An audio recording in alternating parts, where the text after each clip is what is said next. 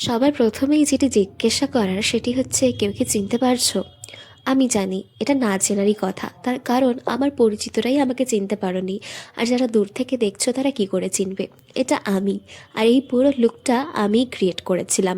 মেকআপটা কেমন হয়েছে অবশ্যই জানিও। কি না করতে হবে?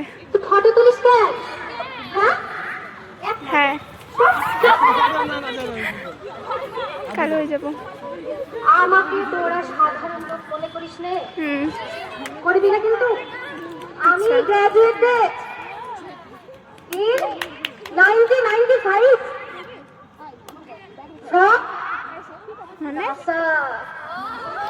তোরা কে কি হতে না, চাস? কি হবি? প্রধানমন্ত্রী, এমনি অন্যরকম। মুখ্যমন্ত্রী, কে হবি? কি হ্যাঁ, হবি? বলতে পারিস। কারোর কোনো চিন্তা নাই রে। না। আমি আমার কাছে আসবি, আমি একটা বিল লিখে দেব, সেটা পৌরসভায় দেখাবি, পৌরসভাতে।